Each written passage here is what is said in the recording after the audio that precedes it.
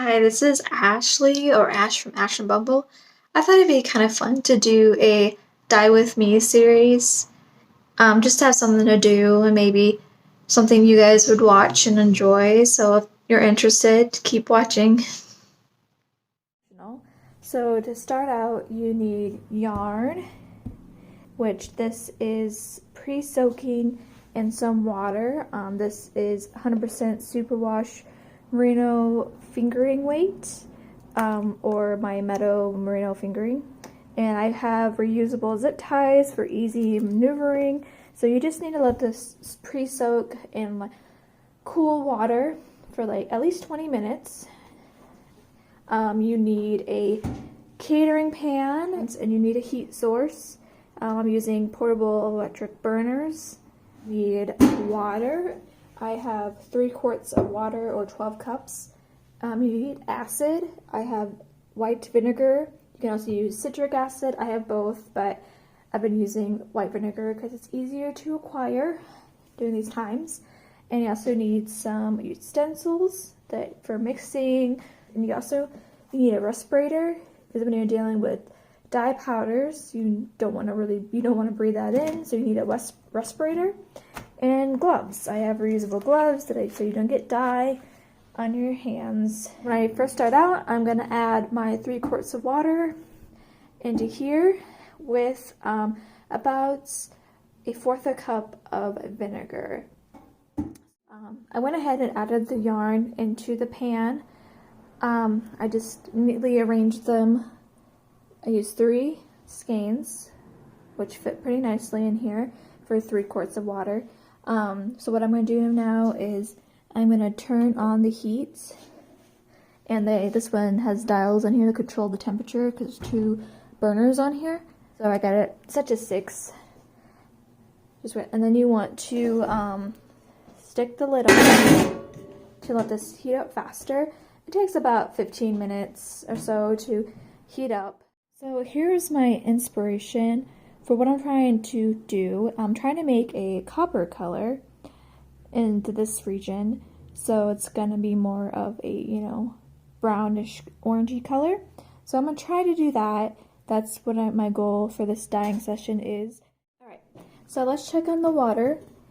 It's pretty hot, so you got to be careful. So yep, it's very steamy, and there's some bubbles happening. So what I'm going to try to do is I'm going to use fawn and then persimmon, and I'm going to speckle fawn first, smush the yarn, smush it down and then speckle persimmon on top to achieve a coppery look. Hopefully it works out. So I'm going to put on my respirator and my gloves and get everything situated. Okay, so I got everything situated. I got my respirator on and my gloves, so my voice is going to be muffled. Hopefully I'm speaking loud enough so that everyone can hear. Let's do this. So right now I'm going to start out with my fawn color. So I need to take some dye powder with my spoon and my mesh strainer for speckling. So what I'm going to do is I tap the spoon, which, depending how light or how dark you do it, or how light or hard you tap on it, is how it distributes the dye powders. So I'm going to do this, and then I'm going to smush the yarn down, the dye into the yarn, and do that all over. And I do a section at a time because I don't really want the dye to set into the yarn before I smush it.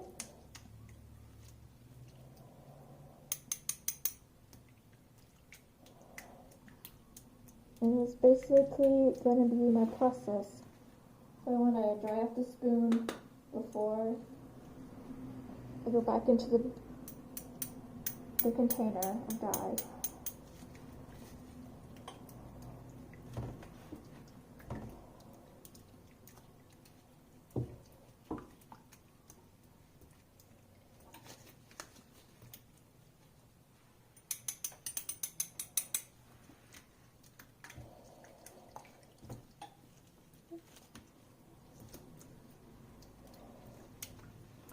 over here. I don't know if you guys can see.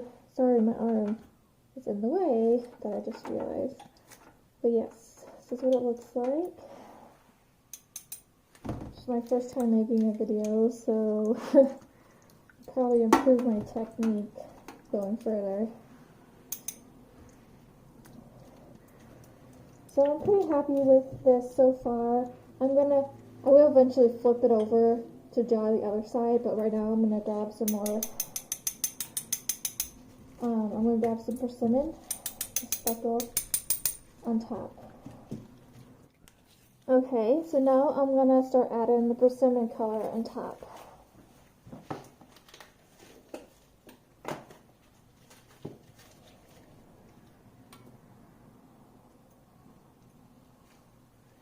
So it's just basically the same technique as I'm going to tap the spoon onto the strainer and then smush it down.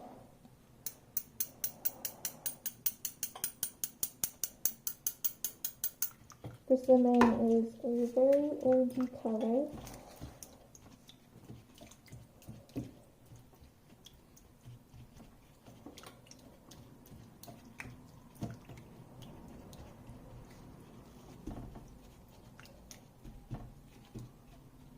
I might have to add more fawn on top to tone down this orange a little bit. So if I add it directly onto the brown, it makes more of a coppery color, which I am more into.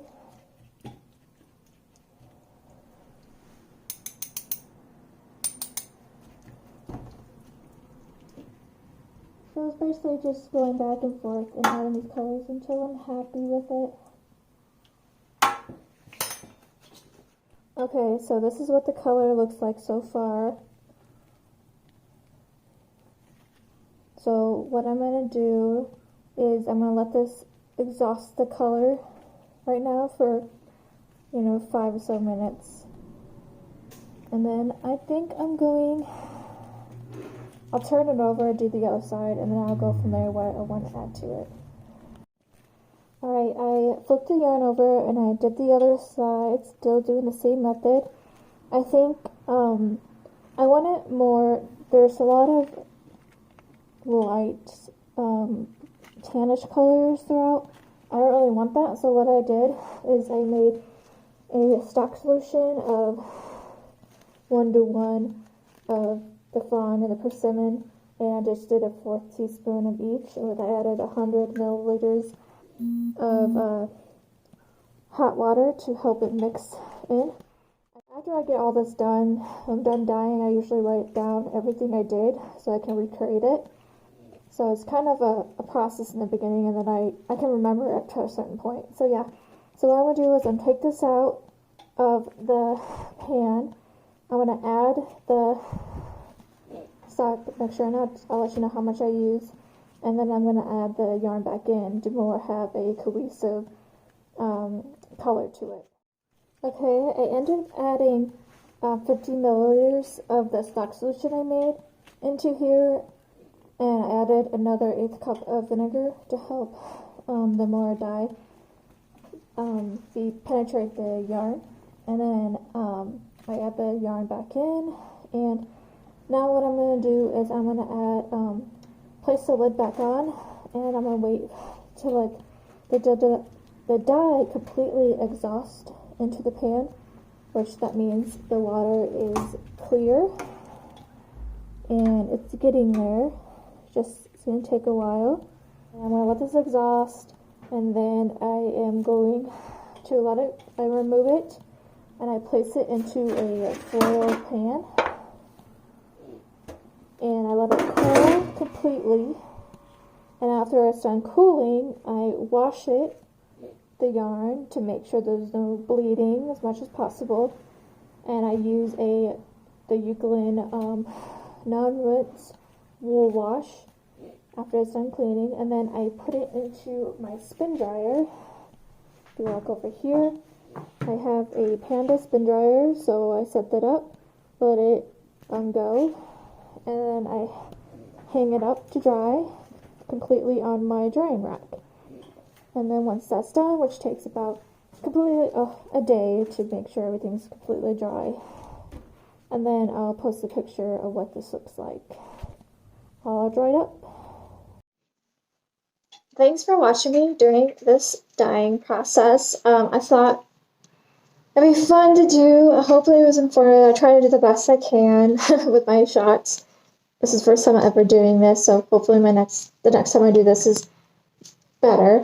I'll let you know when this is going to happen again. Yeah, so thank you. Enjoy your day.